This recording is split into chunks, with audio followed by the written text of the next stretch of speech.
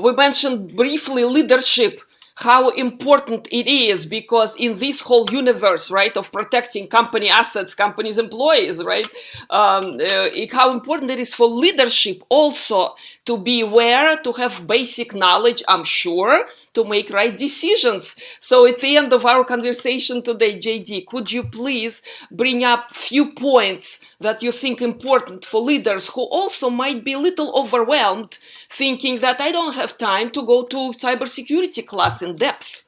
Okay, what kind of message, we should send out there? I always start with bringing it back to a very simple level. When you are the chief executive officer of a car part production plant, something we see a lot in Europe, that doesn't mean that you are also a metallurgist, and that doesn't mean that you also are certified to operate the forklift. No, it means that you are responsible for running that plant or that group of plants. That's your job. And what did you do? Well, you collect a team of experts in all the different areas. And you start with communication. That is your task. So if you now have a company, and I don't think that there are many companies left without digital exposure. I think every or almost every company has digital exposure. Does the CEO have to be the cyber expert? No, I think it would actually be wrong, because the risk of being in love with technology is very high. But the CEO must have two things. He must have communication with his team, and he must have a development plan with his team. Okay, we are having the chief information officer. Well, the chief information officer might be good in technology, but not really the top guy for the security, because the security goes beyond the technology. Let's put in a CISO. Let's put in a chief information security officer. Well, thumbs up again. If we don't talk to those people, it doesn't bring us anything. If we don't go into a learning mode with these people, it doesn't bring us anything. The good companies have not a boss leadership structure. They have a team structure where every individual is respected for her or his expertise.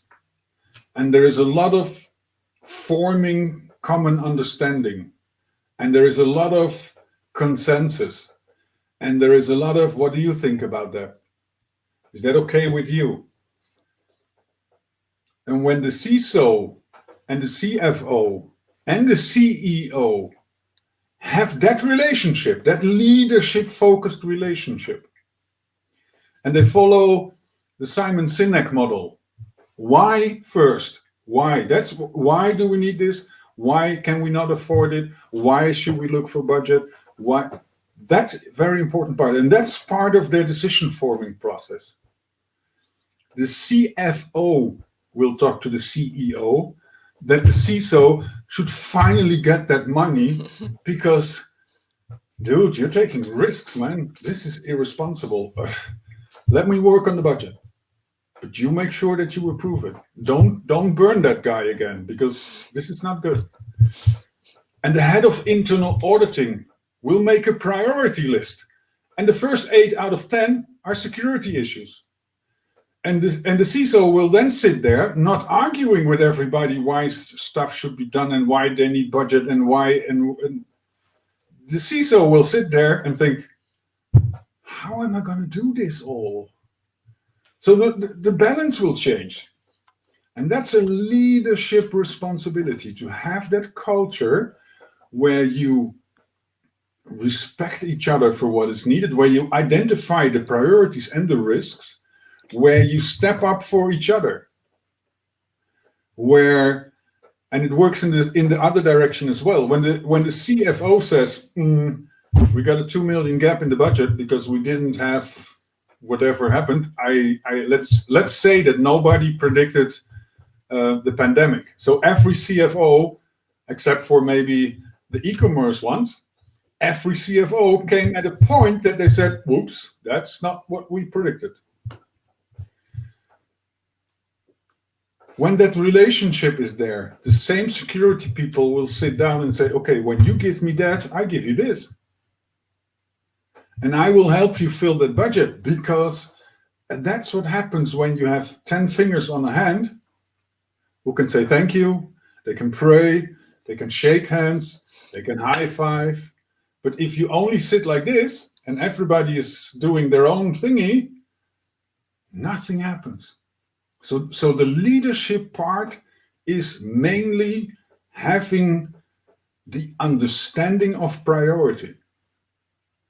And yes, it's important to have cyber awareness. And yes, it's important to have awareness of privacy, data protection, data recovery, GDPR. That awareness must be there. But you don't have to be experts, because you have your experts in your team.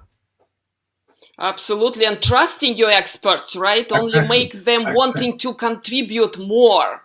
Okay, that's from my own work experience, how important it is when what you said, yeah, what do you think? Right? And then people open up and organization wins, right? You mentioned another critical word, culture. So leadership is responsible not for expertly knowledge, but responsible for creating that culture.